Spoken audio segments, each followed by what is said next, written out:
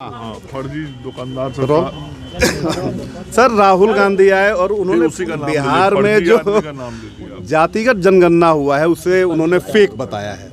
तो अपने फर्जी आदमी जिनका नाम आप ले रहे हैं, फर्जी मैं इसलिए कह रहा हूँ कि सारे चीज़ों की तथ्यात्मक जानकारी उनको नहीं रहती है। एक तो पहले उनको ये जानकारी होना चाहिए कि बिहार में जो जातीय जनगणना हुई वह उस वक्त निर्णय लिया गया जब भारतीय जनता पार्टी सरकार में थी और सभी दलों ने समर्थन किया था। उसमें उनकी भी पार्टी थी और भारतीय जनता पार्टी के साथ नीतीश जी के नेतृत्व में चलने वाली एनडीए की सरकार ने जिस जातीय गणना का निर्णय लेकर इस कार्य को शुरू कराया था, उस कैबिनेट में मैं भी था जिस कैबिनेट में इस काम के लिए राशि की स्वीकृति दी गई थी।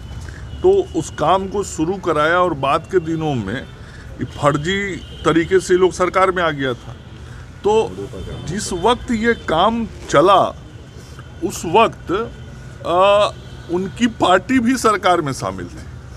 अब उनको स्वयं मालूम नहीं है कि जो यह काम हुआ तो उनकी पार्टी के सरकार में रहते हुआ, तो यदि वो इसको फर्जी कर रहे हैं इसका मतलब उनका पार्टी भी फर्जी है।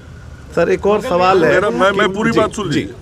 यदि वो इसको फर्जी कह रहे हैं तो इसका मतलब कि उनकी ही पार्टी सरकार में थी, पार्टी भी फर्जी है।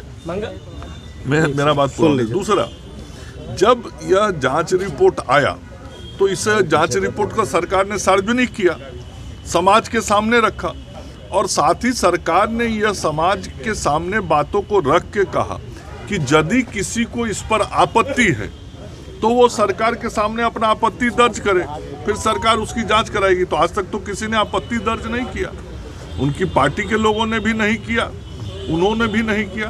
तो कुल मिला के फर्जी जानकारियों के आधार पर बयान देने वाला नेता भी फर्जी ही होता है। इसलिए राहुल बाबू फर्जी जानकारी के आधार पर फर्जी बयान दे रहे हैं। हम लोगों के नज़र में वो नेता भी फर्जी ही हैं। अच्छा, ये मांझी जी कह रहे हैं कि दिल्ली में टिकट नहीं मिला, झारखंड में नहीं मिला, बिहार में अपना औकात बता दें और रोहिणी जी को का ऑफर भी मिल रहा है। सभी हमारे सम्मानित जो एनडीए के नेता हैं, आप लोगों को उसकी चिंता नहीं करनी है। हमारे जो सभी सम्मानित एनडीए के नेता हैं वह केंद्रीय स्तर पर बैठते हैं, सब बात होती है और सब निर्णय होते हैं। महागठबंधन के नेता कर रहे हैं डूबती नैया को पार लगाएंगे मांझी जी को। अच्छा बताइए ना, डूबती नैया उनका ना है।